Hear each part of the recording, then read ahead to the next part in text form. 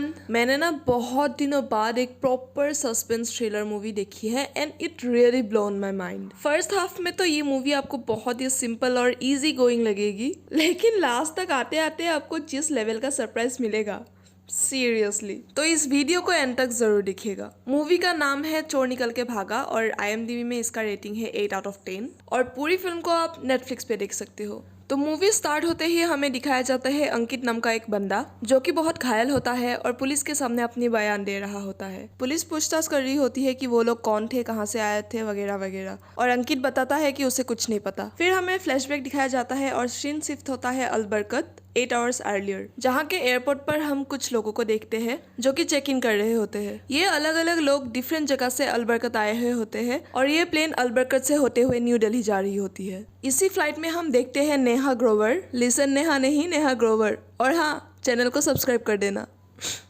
Moving on, Neha की friend की बातों से हमें पता चलता है कि नेहा प्रेग्नेंट है और ऐसे ही नेहा अपने बीते दिनों को याद करने लगती है। एक बार एक फ्लाइट के दौरान नेहा की मुलाकात होती है अंकित से और ऐसे मिलते मिलते उन लोगों के बीच में प्यार हो जाता है। इसके बाद फिर से हमें प्रेजेंट डे सिचुएशन दिखाया जाता है, जहाँ पर फ्लाइट में एक जफ्फार नाम का आदमी फ्लाइट अटेंडेंट से गर्म पानी मांग रहा होता है और at the same time Neha भी फ्लाइट के पैसेंजर्स को अलग अलग चीजें सर्व कर रही होती है। इसी तरह अब उसी फ्लाइट में नेहा को दिखता है अंकित और अंकित को देख के नेहा को पुरानी चीजें याद आने लगती है। कुछ महीने पहले ही नेहा को पता चला कि वो प्रेग्नेंट है और ये बात जब उसने अंकित को बताई तो अंकित बहुत ही सपोर्टिव था। वो दोनों ही इस बेबी को रखना चाहते थे। इसी दौरान सेलिब्रेट करने के लिए वो लोग एक रेस्टोरेंट पे बैठे हुए थे और तभी कुछ लोग अंकित को फोन करके रेस्टोरेंट के बाहर बुला लेते हैं और अंकित के साथ बदतमीजी करने लगते हैं। अंकित को इस हाल में देख के फिर नेहा भी परेशान हो जाती है। अंकित के फिर नेहा के पास आने पर नेहा उसे बार बार पूछने लगती है कि वो लोग कौन थे, कहाँ से आए थे, क्या चाहते थे। फिर अंकित अपनी कहानी नेहा को बताने लगता है कि 2 साल पहले उसने अपनी एक डायमंड इंश्योरेंस कंपनी खोला था, लेकिन अंकित के ऑफिस के किसी ने उन 2 बंदों की पैसे चुरा ली। अब वो लोग उसके पीछे पड़े हुए हैं कि उसको पैसे वापस करे, जो कि लगभग 20 करोड़ थे। लेकिन अंकित के पास इतना सारा पैसा नहीं था तो वो कहाँ से पे करे। इसीलिए वो लोग अंकित से कह रहे हैं कि वो अपनी कंपनी की डायमंड्स चोरी करे। अब अंकित के पास ना ही पैसा था और ना ही वो चोरी करना चाहता था। अब ये सुन के नेहा भी उसको अपनी एक कहानी बताने लगती है कि नेहा के पापा भी एक ऐसे इंसान थे जो कि अंडरवर्ल्ड का पैसा हैंडल करता था और एक दिन कुछ गुंडों ने आके नेहा के पापा को मार दिया और इसीलिए नेहा अब दोबारा इस झंझट में नहीं पड़ना चाहती थी ताकि उन लोगों का आने वाला बच्चा एक अच्छी जिंदगी गुजार सके। अब फिर से हमें प्रेजेंट डे सिचुएशन दिखाया जाता है, जहाँ पे फ्लाइट में बैठा हुआ अंकित अपने फोन पे आया हुआ OTP नेहा को दिखाता है और नेहा भी मैसेज देख के खुश हो जाती है। अब दोबारा फ्लैशबैक दिखाया जाता है। एक दिन इंडिया का होम मिनिस्टर अलबरकत आया था वहाँ के एक शेख से डायमंड की डीलिंग करने, मतलब कि वो मिनिस्टर डायमंड खरीदना चाहता था और फिर शेख भी बताता है कि उसको कोई चिंता करने की जरूरत नहीं है, वो अच्छे से फोन के बैक कवर में सारा डायमंड्स लगवा के सिक्योरली इंडिया भेज देगा और पूरा सूटकेस में कोड वोड लगा के ताकि कोई उसे चोरी ना कर सके। अब होम मिनिस्टर के साइड से उसका PA भगत इसकी डीलिंग कर रहा होता है और शेख के साइड से अंकित। अब अंकित के दिमाग में तो कुछ और ही प्लान था। वो उसी दिन एक बार में जाके भगत से अपनी प्लान के बारे में बताता है कि वो दोनों मिलकर डायमंड्स की चोरी कर लेंगे और आधा आधा बांट लेंगे। पहले तो भगत नहीं मानता लेकिन अंकित मनवा लेता है। वन मोर थिंग, सब्सक्राइब कर देना चैनल को, ओके? अब प्रेजेंट डे में नेहा ग्रोवर आके अंकित से बताता है कि उनका कुरियरमैन इस फ्लाइट में नहीं है। अब ये सुन के अंकित को बहुत शौक लगता है, क्योंकि अगर कुरियरमैन इस फ्लाइट में नहीं है तो वो हीरे एक्सचेंज कैसे करेगा। अब उसी वक्त अंकित अपने शेख को कॉल करता है और चालाकी से बात करके उसको पता चला कि कुरियरमैन तो उस फ्लाइट में ही है, लेकिन लास्ट वक्त में शेख ने अपना कुरियरमैन बदल दिया। अब इसको अंकित नहीं पहचानता था। अब अंकित आके नेहा को ही बोलने लगता है कि तुम्हें ही उस कुरियरमैन को ढूंढना पड़ेगा, वो फ्लाइट का कुछ भी नहीं खाएगा। अब फाइनली नेहा उस कुरियरमैन का पता कर ही लेती है, क्योंकि एक ही ऐसा बंदा था जिसने पानी तक नहीं पिया था। अब इसी दौरान फ्लाइट में बैठे सबको पता चलता है कि 3 टेररिस्ट ने फ्लाइट को हाईजैक कर लिया। उन टेररिस्ट ने सभी लोगों को गन पॉइंट में रख लिया था और ये देख के सब लोग बहुत डर गए थे। अब इसी दौरान एक टेररिस्ट नेहा को गन पॉइंट में ले लेता है और पूछता है कि प्लेन में फ्लाइट मार्शल कौन है। अब बहुत देर पूछने के बाद सुधांशु रॉय नाम का एक बंदा हाथ उठाता है। वो टेररिस्ट लोग सुधांशु से उसका गन ले लेता है। अब इसी दौरान उस फ्लाइट का एक बंदा हीरोपंती दिखाने लगता है और फिर टेररिस्ट लोग उसको बहुत बुरी तरह से मारने लगता है। उसके बाद वो टेररिस्ट लोग पायलट से होते हुए इंडियन गवर्नमेंट से बात करना चाहता था। वो लोग आदिल नाम के एक बंदे को रिहा करवाना चाहता था और वो ये भी चाहते थे कि इस फ्लाइट को कुल्लू में लैंड करवाया जाए। फिर थोड़ी ही देर में ये सारी बात गवर्नमेंट के अलग अलग ऑफिसर्स को पता चलती है और फिर इस प्रॉब्लम का सॉल्यूशन प्लान करने लगते हैं। दूसरी तरफ हम देखते हैं होम मिनिस्टर भगत को फोन करता है कि वो कुल्लू जाके खुद डायमंड की डिलीवरी ले, ताकि ये बात किसी को कानो कान खबर ना लगे। वो खुद भी बहुत डरे हुए थे क्योंकि अगर इस डायमंड की बात किसी को पता चली तो उनकी इमेज तो गई। अगले सीन में हम देखते हैं एक बच्चे की रोने की आवाज़ सुन के नेहा को अपने पुराने एक दिन याद आती है, जब एक दिन वो दो गुंडे मिलकर अंकित को मार रहे थे। तभी नेहा के बीच पे आने पर वो लोग नेहा के पेट में एक लात मार देते हैं, जिसके वजह से नेहा के पेट में पल रहा बच्चा मर जाता है और ये चीज नेहा के लिए एक सदमा था। उसी वक्त फिर से वो दो गुंडे अंकित को फोन करके धमकाने लगते हैं कि फैमिली बनाने चले थे ना, बन गए फैमिली। नेहा ने अपने बच्चे को तो खो दिया लेकिन वो अंकित को नहीं खोना चाहती थी, इसीलिए नेहा उन लोगों की डील एक्सेप्ट करने के लिए मान जाती है कि वो लोग डायमंड चुराएंगे। अब प्रेजेंट सिचुएशन में अंकित अस्थमा का एक्टिंग करने लगता है और टेररिस्ट को बोलता है कि उसका इनहेलर उसके बैग में है। टेररिस्ट लोग उसको इनहेलर लेने के लिए अलाउ कर देता है। अब अंकित अपने बैग को ढूंढकर बिजनेस क्लास में जाता है और वहाँ उस कुरियर मैन के बैग से डायमंड एक्सचेंज करने लगता है। लेकिन तभी एक टेररिस्ट आके उसको देख लेता है। उसको पता तो नहीं चलता कि अंकित क्या ढूंढ रहा था, लेकिन उसको इतना पता चल जाता है कि अंकित एक्टिंग कर रहा था और जिसके वजह से अंकित को वो बहुत मारने लगता है और उसका नाक भी तोड़ देता है।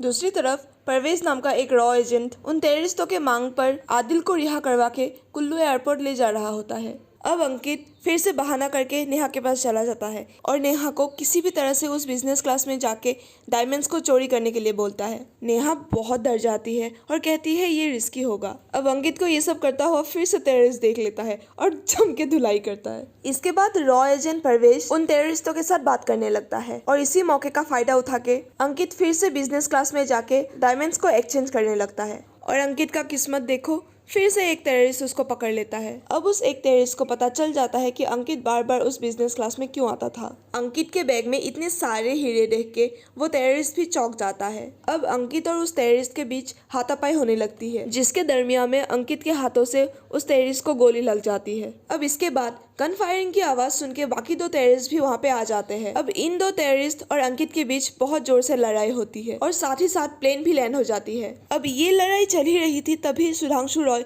जो कि फ्लाइट मार्शल था वो अपने हैंडक्राफ्ट को खोल लेता है और चुपके से आके वो मरा हुआ टेररिस्ट से गन लेके बाकी दो टेररिस्ट को भी मार देते हैं। लेकिन फिर वो देखते हैं कि अंकित को उन लोगों ने बॉम्ब से बांध रखा था। इसी बीच फिर रॉ एजेंट परवेज को भी खबर लगती है कि हाईजैक खत्म हो चुका है और फ्लाइट मार्शल ने टेररिस्टों को मार दिया, लेकिन एक पैसेंजर पे बॉम्ब लगाया हुआ है। ये सुन के फटाफट परवेज बॉम्ब डिफ्यूज करने वाले को फ्लाइट के अंदर भेजते हैं और इसी के साथ बाकी पैसेंजर्स को भी बाहर निकाला जाता है। और फिर इसी पैसेंजर्स के बीच एक बंदा घोड़े बेच के सो रहा होता है और एक एयर होस्टेस उसको मार मार के नींद से जगाती है। दूसरी तरफ वो होम मिनिस्टर का पीए भगत एयरपोर्ट के पास में ही अंकित का वेट कर रहा होता है ताकि वो उससे डायमंड ले सके। और दूसरी तरफ होम मिनिस्टर भी न्यूज में अनाउंस कर देता है कि हाईजैक खत्म और सारे पैसेंजर सेफ है। दूसरी तरफ बॉम्ब स्क्वाड आके अंकित से वो बॉम्ब डिफ्यूज करने की कोशिश करते रहते हैं। फिर बाद में उनको पता लगता है कि वो तो बॉम्ब है ही नहीं, वो तो फेक बॉम्ब है। खैर जो भी हो बला तली, अंकित भी खुश था क्योंकि फाइनली उसने डायमंड एक्सचेंज कर ही लिया था।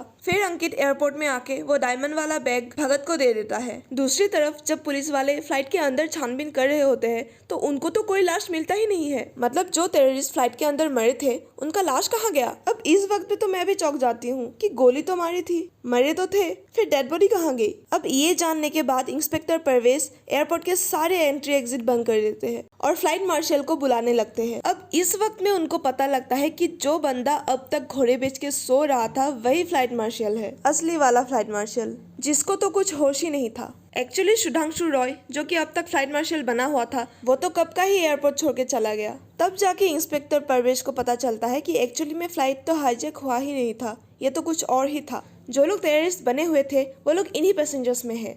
इसीलिए इंस्पेक्टर परवेज सारे पैसेंजर्स और क्रू मेंबर्स को पूछताछ करने लगते हैं। दूसरी तरफ जब भगत डायमंड्स की जांच करवाते हैं तब उनको पता चलता है कि वो डायमंड्स तो नकली है। अब भगत अंकित पे ही शक करने लगते हैं कि उसी ने कुछ किया होगा और ये जानने के बाद अंकित के तो होश ही उड़ जाते हैं। इतना मार वार खाने के बाद डायमंड्स को एक्सचेंज किया और फिर भी डायमंड्स नकली निकले।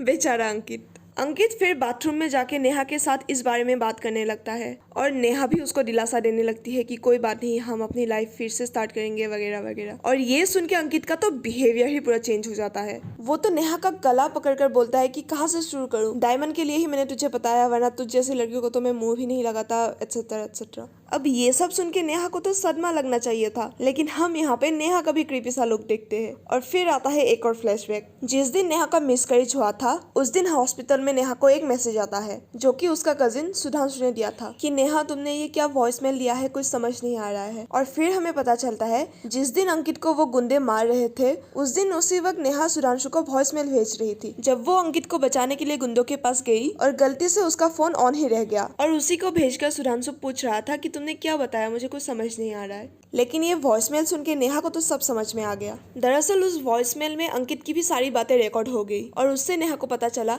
कि वो दो गुंडे अंकित के ही लोग थे। ये जानने के बाद नेहा अंकित को फॉलो करने लगती है और फिर नेहा को अंकित के प्लान के बारे में पता चलता है। अंकित ने नेहा को बताया ताकि वो फ्लाइट के बीच में से डायमंड की चोरी कर सके। नेहा को ये धोखा बर्दाश्त नहीं हुआ और वो अंकित से बदला लेने के लिए प्लान करती है। वो सुधांशु जो कि उसका कजिन है उससे मिलती है और सब कुछ प्लान करती है। इस प्लान में 5 लोग और शामिल है जो कि शुरुआत के सीन में हमें दिखाए गए थे। इन्हीं 5 लोग में से 3 लोग टेररिस्ट बने थे, एक ने फेक गन बनाया था जिसने फ्लाइट की स्टार्टिंग में गर्म पानी मांगी थी, और एक वो था जो हाईजैक के वक्त हीरो बन के मार खाई थी ताकि उसका मार देख के बाकी पैसेंजर्स लोग डर जाए और चुपचाप बैठे रहे। अब दूसरी तरफ एक एक करके इंस्पेक्टर परवेज जब पैसेंजर्स से बात करने लगते हैं तब उनको अंकित पे शक होता है कि आखिर वो बार बार बिजनेस क्लास में क्यों जा रहा था और ऐसा उसने क्या किया कि वो टेररिस्ट लोग बार बार उसी को मार रहे थे। अब अंकित तो बोल के निकल लेता है कि उसको कोई आइडिया नहीं। इसी तरह परवेज नेहा के टीम मेंबर को भी पूछताछ करने लगते हैं, पर वो किसी तरह से कुछ ना कुछ बोल के निकल लेते हैं और इंस्पेक्टर को उनके खिलाफ कोई शक भी नहीं होता।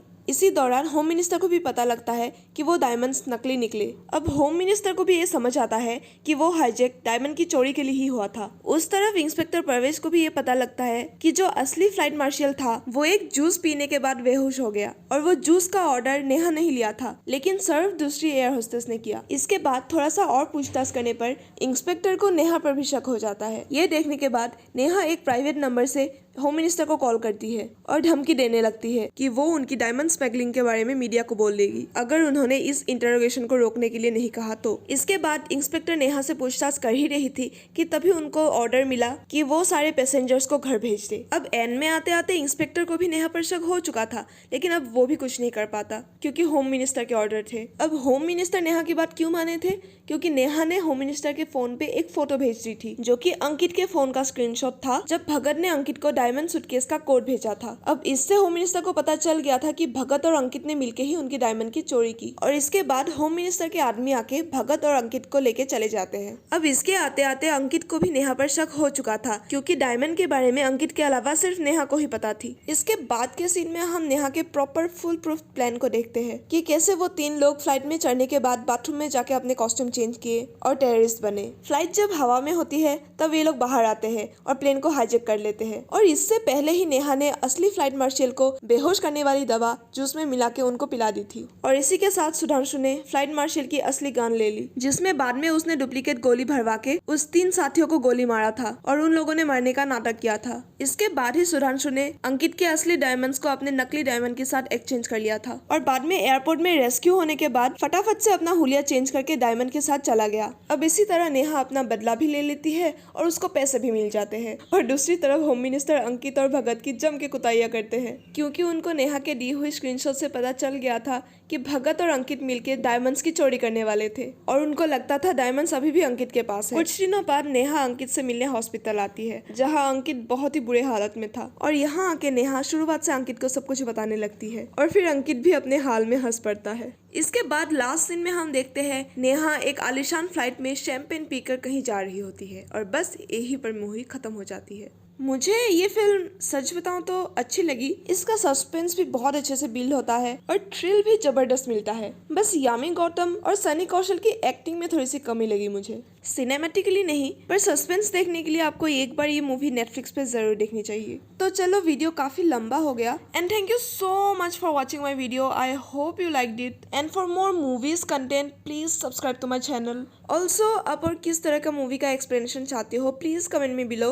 अपना रिव्यूज देना और कोई गलती किया हो तो प्लीज बताना। Stay tune, bye bye.